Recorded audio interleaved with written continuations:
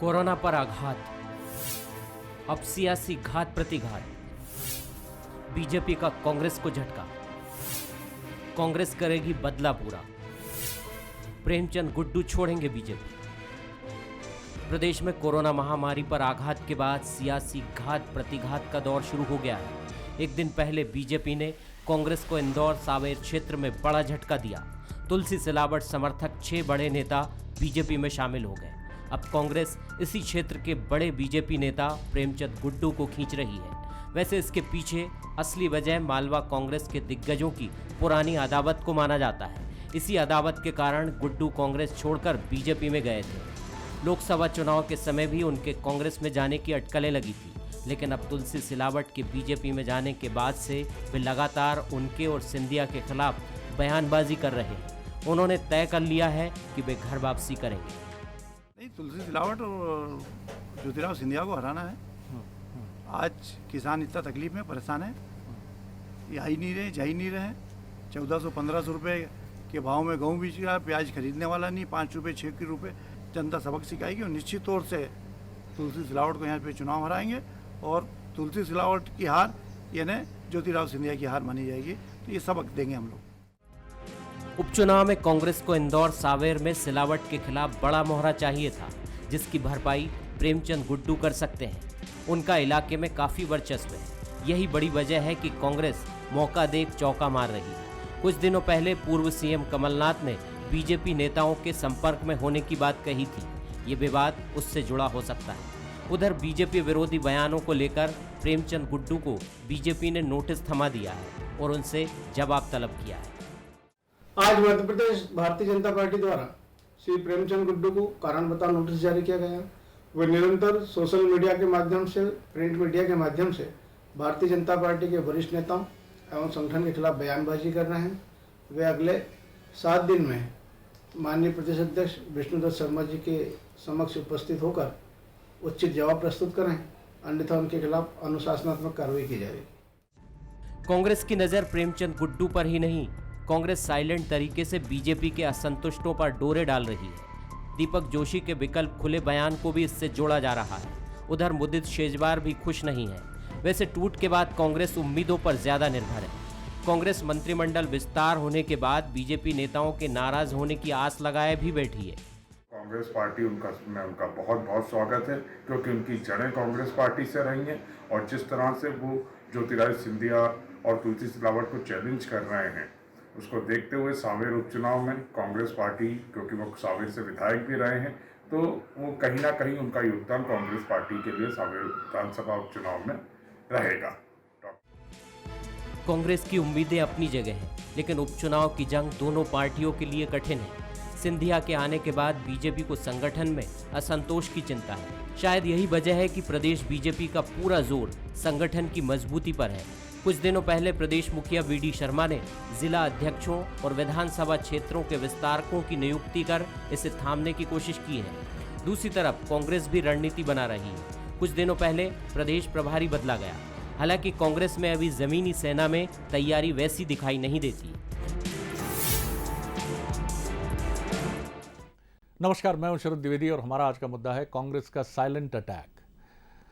एक बड़ा खूबसूरत शेर है। जब भी मैं कहीं बगावत की चिंगारियां निकलते हुए देखता हूं तो वो शेर याद आ जाता है मुझे, लेकिन उसके साथ ही वो कोटेशन भी मैं नहीं भूलता कि इतिहास से कोई सबक नहीं लेता है। शेर सुन लीजिए पहले कि कुछ इस तरह मैंने अपनी मुश्किल को आसान किया, कुछ से माफ़ी मांग ली और कुछ को माफ़ कर दिया।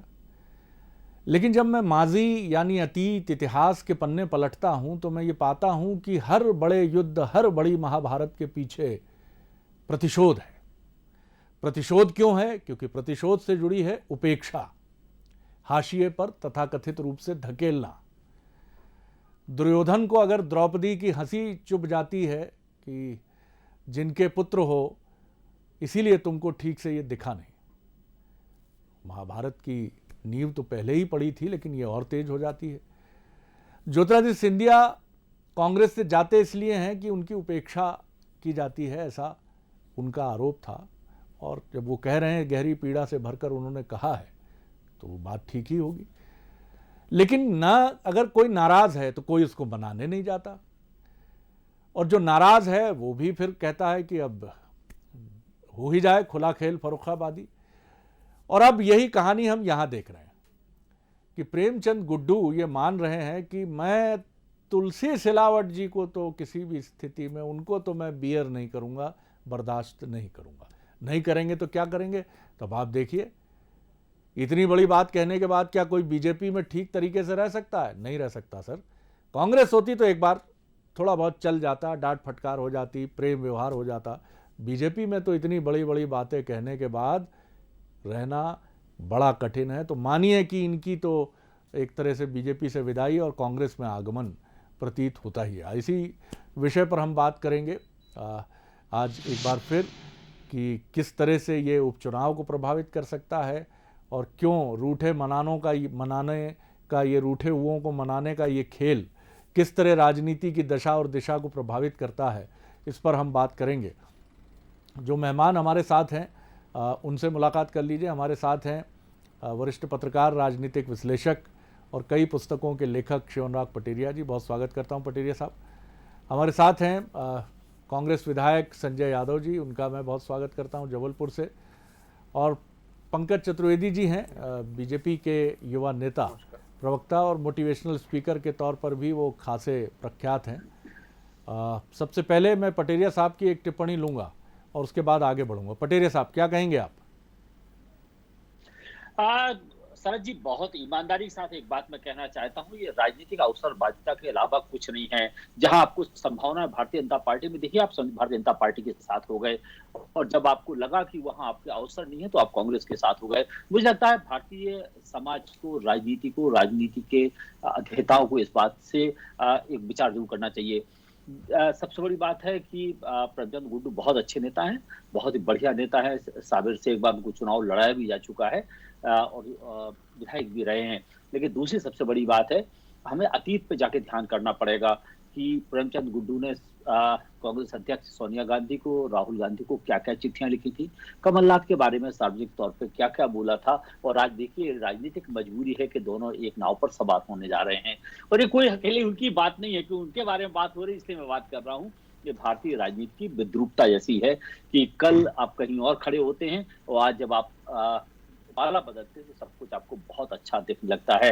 तो सबसे बड़ी बात है, मुझे लगता है राजनीति के इस असंगत चेहरे को देख के मुझे तो कम से कम बहुत तकलीफ होती है। पिछले दिनों मध्य प्रदेश में जो कुछ हुआ उसको लेकर बहुत तकलीफ है। सबसे बड़ी बात है कि जब सब कुछ सत्ता हो गई हो तो मुझे लगता है फिर चीजें बात करना बहुत व्यर्थ हो जाती है। बिल्कुल पटेल साहब, और फिर याद आती है मुझे महाभारत की, जब नैतिकता भंग होती है तब ये याद नहीं रहता या ये याद रखना महत्वपूर्ण नहीं है कि किसने शुरुआत की, लेकिन फिर ये सर्वव्यापी हो जाती है। अगर अभिमन्यु को घेर कर मारते हैं तो फिर कर्ण का भी वध उस समय किया जाता है जब उनका पहिया कीचड़ में फंसा होता है और माधव कृष्ण यही ललकारते हैं कि इसने भी नैतिकता का कहाँ ध्यान दिया था जब अभिमन्यु को घेर कर मारा था। तो हे अर्जुन, तुम्हारे हाथ क्यों कब कपा रहे हैं, उठाओ तीर, भेद डालो इसका सीना। बहरहाल ये फिर देखिए हम लोग दार्शनिक हो जाते हैं सर, क्षमा कीजिएगा। पंकज जी हैं इसलिए शायद थोड़ा उनका असर है। पंकज जी, क्या कहेंगे आप? ये कब आखिर दुश्मनी का सफर, एक कदम दो कदम तुम भी थक जाओगे हम भी थक जाएंगे, दुश्मनी है कि राजनीति में सत्ता की लड़ाई है, क्या है सर ये? देखिए शरद जी, मुझे लगता है कि राजनीति में व्यक्तिगत शत्रुता का भाव तो होता ही नहीं है, और जो व्यक्तिगत शत्रुता का भाव रखते हैं वो राजनेता नहीं है। मैं प्रेमचंद गुड्डू की बात करूं, प्रेमचंद गुड्डू सांवेर से चुनाव जीते, और चुनाव जीतकर उनको पता था कि सांवेर में अगला चुनाव हार जाएंगे, तो उन्होंने सीट बदलकर वो आलोट चले गए। आलोट से चुनाव जीते, फिर आलोट से चुनाव हारे, फिर संसद में पहुंचे, फिर उसके बाद उनका टिकट कटा और फिर उन्होंने भारतीय जनता पार्टी ज्वाइन करी और अपने बेटे को भारतीय जनता पार्टी से चुनाव लड़वाया घटिया विधानसभा क्षेत्र से, जहां कांग्रेस के रामलाल मालवीय जी से प्रेमचंद गुड्डू जी के सुपुत्र चुनाव हार गए भारतीय जनता पार्टी के टिकट पर। तब तक भारतीय जनता पार्टी बहुत अच्छी है। और अब जब उसके बाद जब मध्य प्रदेश में कांग्रेस पार्टी की सरकार बनी, जो 1.25 साल बाद गिर गई, हम सबके सामने है किन स्थिति में गिरी, तब से कांग्रेस की सरकार बनने के बाद से प्रेमचंद गुड्डू के ये प्रयास थे कि वो ये केंद्र प्रकार कांग्रेस पार्टी में दोबारा शामिल होकर सत्ता की उस मलाई का स्वाद चख सकें जो सत्ता में अमूमन कांग्रेस पार्टी के लोगों की उम्मीद होती है। जी। लेकिन तब कांग्रेस पार्टी में सज्जन सिंह वर्मा जी ने और जो विधायक रामलाल मालवीय जी थे, उन्होंने खुलकर प्रेमचंद गुड्डू के आने का विरोध किया कि ये कांग्रेस पार्टी में नहीं आना चाहिए, ये भारतीय जनता पार्टी में चले गए थे। अब जब सवाल ये उठता है कि तुलसी सिलावट जी को छोड़ दीजिए, वो तो भारतीय जनता पार्टी में आगे चुनाव लड़ेंगे और शरद जी बड़ी बात नहीं करा, तुलसी सिलावट जी चुनाव जीतेंगे भी। जी। प्रेमचंद गुड्डू जी आ जाए, पूरी कांग्रेस पार्टी आ जाए, राजनीतिक प्रक्रिया कोई आपत्ति नहीं है, लेकिन सवाल इस बात का है कि क्या सज्जन सिंह वर्मा जी कांग्रेस पार्टी के नेता और रामलाल मालवीय जी प्रेमचंद गुड्डू को सहर्ष स्वीकार करेंगे? दोनों मालवा क्षेत्र के हैं, मालवीय जी उज्जैन के हैं, सज्जन सिंह वर्मा जी इंदौर के हैं, और सज्जन सिंह वर्मा जी प्रेमचंद गुड्डू जी की कांग्रेस पार्टी की गुटबाजी की शत्रुता जग जाहिर है, मुझे बताने की आवश्यकता नहीं है। अलावा और ये कांग्रेस पार्टी की परंपरा है, आज भोपाल में जिस प्रकार का दृश्य कमलनाथ जी के सामने अजय सिंह जी ने इस्तीफे की धमकी दी शरद जी, और इस बात पर इस्तीफे की धमकी दी है कि यदि राकेश चौधरी को भिंड से कांग्रेस पार्टी का टिकट दिया जाता है, जो भारतीय जनता पार्टी में चले गए थे फिर कांग्रेस पार्टी में आ गए, तो राकेश सिंह जी को यदि भारतीय कांग्रेस पार्टी टिकट देती है उपचुनाव में, तो अजय सिंह जी ने इस्तीफे की धमकी दी है, जिम्मेदारी जानकारी के साथ बोल रहा हूं। और डॉक्टर गोविंद सिंह जी ने जो नेता प्रतिपक्ष बनते बनते रह गए अभी तक अधर में, उन्होंने भी कहा कि मैं राहुल भैया के साथ हूं। तो शरद जी, कांग्रेस पार्टी इस प्रकार चुनाव में आएगी? भारतीय जनता पार्टी सरकार और संगठन की शरद जी प्राथमिकताएं बहुत स्पष्ट हैं, पहले कोरोना को हराना है, कांग्रेस को तो कभी भी हरा लेंगे, वो बड़ी चिंता का विषय नहीं है। लेकिन सवाल इस बात का है जी, बड़ा न्यूज़ी रहा आपका ये वक्तव्य। इसमें आपने अजय सिंह जी की एक ब्रेकिंग न्यूज भी कथित रूप से शामिल कर लिया आपने। जी, मैं सर जिम्मेदारी के साथ कह रहा हूं, सर जिम्मेदारी के साथ। आप मुझे आपके जैसे बड़े मंच पर आपको कह रहा हूं सार्वजनिक तौर पर कि आज कांग्रेस पार्टी में फिर जूतम पेजार का दृश्य था, राजनीतिक जूतम पेजार का, जब राकेश चौधरी को भिंड से कांग्रेस के टिकट दिए जाने पर राहुल सिंह जी ने इस्तीफे की धमकी दी और गोविंद सिंह ने उनका समर्थन किया। तो ये क्या चुनाव लड़ेंगे समझ पर है, किसको हराएंगे? ये आपस में पहले आपस में तो लड़के जीत जाए, फिर भाजपा को हराने की बात कर। अब ये आपने कह के बड़ा एक जबरदस्त एक वो भी किया है आपने, जो जिसमें मैं ये नहीं कहता कि अजय सिंह जी ने क्या कहा है, लेकिन मैं ये जरूर कहूंगा कि जो प्रतिद्वंदिताओं की बात है वो किसी से छिपी नहीं है, चाहे वो चौधरी राकेश सिंह चतुर्वेदी की हो या अजय सिंह जी के बीच की हो। क्या क्या घटनाक्रम है आपको पता है सब। संजय जी कुछ थोड़े से चिंतित जरूर नजर आए, लेकिन देखते हैं क्या टिप्पणी उनकी सामने आती है। संजय जी, आपने सुना, मुश्किलें हैं लेकिन इसके साथ मनुष्य भी है, और कोरोना भी है, उपचुनाव की चुनौती भी है, दोनों ही है, दोनों से ही लड़ना है, कांग्रेस को भी। बीजेपी को क्या कहेंगे? इनको अगर कोरोना की चिंता होती तो आज लाखों मजदूर सड़क पे भूखे तड़प रहा, दुर्घटनाओं में मारा जा रहा है। कोरोना की इतनी चिंता होती तो इंदौर में जाके शपथ ग्रहण ना करवाते। अभी इनको कोरोना की चिंता नहीं है, इनको तो चिंता अपनी आप की है। मैं तो ये पूछना चाहता हूं कि पंकज जी भारतीय जनता पार्टी की प्रवक्ता की हैसियत से आए हैं या महल के प्रवक्ता हैं? पहले तो ये स्पष्ट करें कि भारतीय जनता पार्टी का प्रवक्ता है कि महल के प्रवक्ता नहीं है। संजय जी, आप बहुत संजीदा राजनेता हैं। जी, मुझे लगता है उसकी आवश्यकता नहीं है। अच्छा, विषय पर केंद्रित रहे। मुझे लगता है यही सौहार्द की बात पंकज जी ने की है। जी जी जी,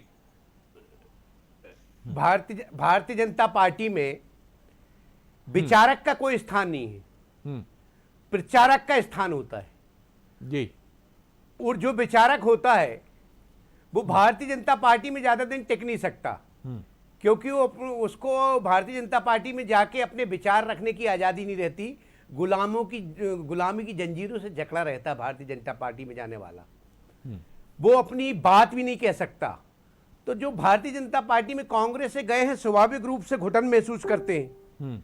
जब घुटन महसूस करेंगे कि यहाँ अपने विचार भी व्यक्त नहीं कर सकते, अपनी बात भी नहीं रख सकते, जनता की बात भी नहीं रख सकते, और पीछे संघ भारतीय जनता पार्टी को संचालित करती है, तो स्वाभाविक रूप से जो विचारवादी व्यक्ति होगा, जो स्वतंत्र रूप से अपनी बात करना चाहता है, प्रेमचंद गुड्डू घोर विचारवादी व्यक्तित्व हैं। ये आपने मोहर लगा दी। कमलनाथ जी ने कहा था। जी जी, स्वाभाविक है वो अपने विचार रखते हैं, मेरे तो अध्यक्ष भी थे वो जी। और माननीय कमलनाथ जी ने एक बात कही थी, वो भी आपको याद रखना चाहिए जी, कि खेल इनने शुरू किया था, खत्म हम करेंगे। जी जी, तो स्वाभाविक रूप से इनका खेल खत्म होने वाला है। जब भी चुनाव कराएं तो निश्चित रूप से भारतीय जनता पार्टी का खेल खत्म होगा, और जो ग्वालियर का जो हिस्सा है उस हिस्से में गद्दारी पसंद नहीं की जाती। और स्वाभाविक रूप से जो कुछ मैं भारतीय फिर जनता आग्रह पार्टी के करूंगा तुलसी कि सिलावट जी के व्यक्तिगत साथ गए आक्षेप होंगे और कुछ टीका लोग। टिप्पणी में हम या ना गए उलझें। हैं, चले संजय गए जी, जी जी बोलिए, अपनी बात पूरी रखिए। जी जी जी जी जो भारतीय जनता पार्टी में जो लोग गए हैं जी सिलावट जी के समर्थक, मैं कहना चाहता हूं कि निश्चित रूप से कुछ ना कुछ लोभ लालच में गए होंगे, लेकिन जो असली कांग्रेसी है, वो जो सड़क का कांग्रेसी है, जो कांग्रेस की विचारधारा से लड़ाई लड़ने वाला है, जो जनता का आदमी है जी, वो भारतीय जनता पार्टी में ज्यादा दिन टिक नहीं सकता। चलिए पंकज जी कुछ कहना चाह रहे हैं, मैं क्विक रिएक्शन लेता हूं उनका, इसलिए फिर मैं अगर वो पटेल साहब वापस की आ तरफ रहे आऊंगा। हैं- देखिए जी जी शरद जी, जी। शरद जी, हम लोग भारतीय जनता पार्टी में चले गए तो गद्दार, प्रेमचंद गुड्डू 2 साल से भारतीय जनता पार्टी में वफादार। ये गद्दारी और वफादारी की परिभाषा समझ में नहीं आई कांग्रेस की। और जी। जहां तक कांग्रेस का विषय, तो एक और जानकारी हमारे मित्र को होगी, मेरे पुराने साथी हैं, बड़ा सम्मान करता हूं संजय भाई का। संजय भाई, आपको पता है कि आपके प्रदेश अध्यक्ष और छिंदवाड़ा के सांसद का इनाम रखा है लोगों ने 21,000 रुपए का।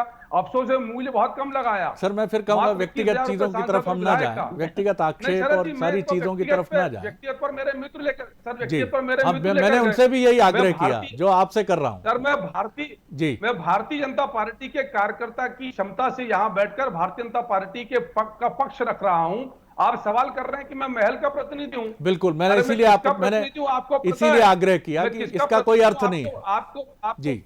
किसका प्रतिनिधि आपको पता है। आप तो ये देखो कि आपके प्रदेश अध्यक्ष कमलनाथ जी और आपके छिंदवाड़ा के सांसद कहां लापता है, और उनका मोल क्या रखा है विधायक और सांसद का। चलिए चलिए चलिए, मुझे लगता है हम विषय से हट रहे हैं, विषय से हट रहे हैं, विषय से हट रहे हैं। जी शरद जी, जी। मैं फिर विनय पूर्वक कह के बात समाप्त कर रहा हूं अपनी। जी। कि कांग्रेस पार्टी यदि 22 ढंग के प्रत्याशी ढूंढ ले, इनके पास प्रत्याशी नहीं है, ये ढूंढ रहे हैं कि कहीं ना कहीं से इधर उधर से लोग मिल जाए, कहीं की ईंट कहीं का रोड़ा, कांग्रेस ने कुनबा जोड़ा, उस तर्ज पे ये काम कर रहे हैं। ढंग का प्रत्याशी हो तो बता चलिए दीजिए। चलिए चलिए चलिए, ये लेकिन 22 आप इंडेक्स दोनों पे के कहीं आप दोनों के दो डायलॉग मुझे याद रह गए। जो बात कही संजय जी ने कि विचारक की जगह प्रचारक की जगह कहाँ कहाँ है, वो मुझे स्मरणीय लगा। और आपने कहा कि गद्दार कौन और वफादार कौन, और ये डिक्शनरी बड़ी सहूलियत से जेब में रख ली जाती है। ये दो संवाद मुझे बड़े सलीम जावेद के युग की याद दिला गए। बड़ा अच्छा लगा मुझे कि हमारे दोनों मित्र, राजनीतिक मित्र जो हैं, वो अपने विचार तत्व पर लगातार अपने विचारों की सान चढ़ाते हैं और वहाँ से ये संवाद निकालते हैं। पटेल साहब, होगा क्या? ये तो ऐसा लग रहा है कि मतलब दोनों ही दलों में बड़े स्तर पर एक वैचारिक तूफान जैसी स्थिति बनने जा रही है। इसलिए बनने जा रही है क्योंकि लड़ाई विचारों की भी है और लड़ाई सत्ता में वर्चस्व की भी है, क्योंकि बीजेपी इस समय सत्ता में है। 22 लोग जो कांग्रेस से बीजेपी में आए हैं, वो चुनाव लड़ेंगे तो वो वहाँ पर उन बीजेपी के नेताओं का स्थान लेंगे जो पिछले चुनाव में हारे हैं। अब वो ये सोच रहे थे कि 2, 4, 5 कम हो जाते तो हमें फिर मौका मिलता, तमाम चीज़ें होंगी। लेकिन इसमें आप कहाँ क्या पोजीशनिंग देख रहे हैं? क्योंकि ये बात सही है कि बीजेपी अपने ऑड को बेहतरीन करने में भी वो माहिर पार्टी है, और उसके पीछे उसका अनुशासन और उसके नेताओं का एक संयम जिम्मेदार है। कांग्रेस में कमलनाथ जी पर ही पूरा दायित्व अभी मैं देख पा रहा हूं, और कोई नेता है उनके साथ ही हाथ बढ़ाना टाइप आगे आएगा ऐसा कुछ नजर नहीं आता है। किस तरह आप विश्लेषित करते हैं चीजों को?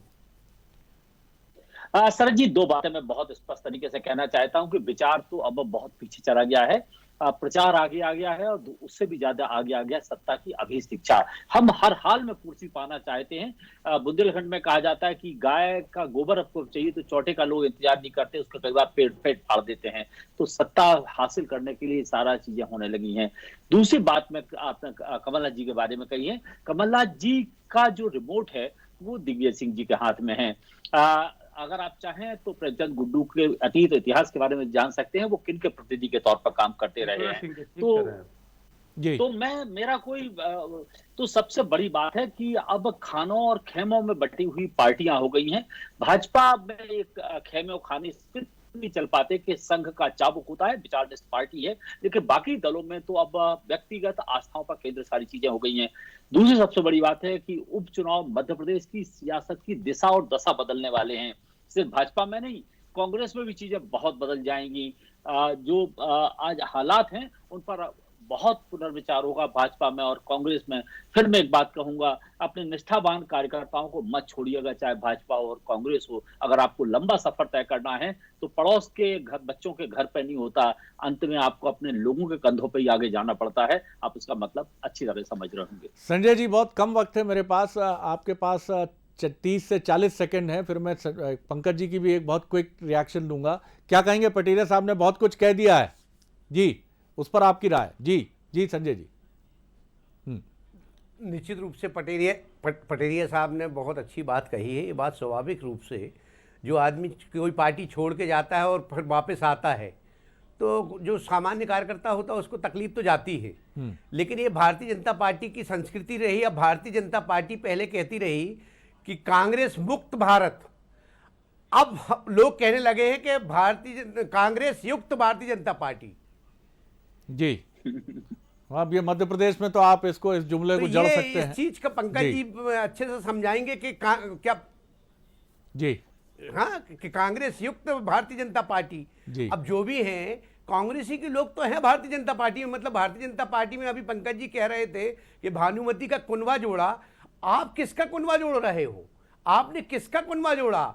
आपने सरकार तो कांग्रेस के लोगों से बनाई ना, तो स्वाभाविक रूप से आपके पास चलिए, मैं लोगों की टिप्पणी कमी ले लेता है। हूं। भारतीय जनता पार्टी के पास बिल्कुल लोग नहीं टिप्पणी थे, ले लेता हूं और इसलिए इसमें लोगों सिर्फ को मदद देना पड़ी। एक छोटा संशोधन करता हूं, पूर्व कांग्रेसियों से युक्त भाजपा। जी पंकज जी।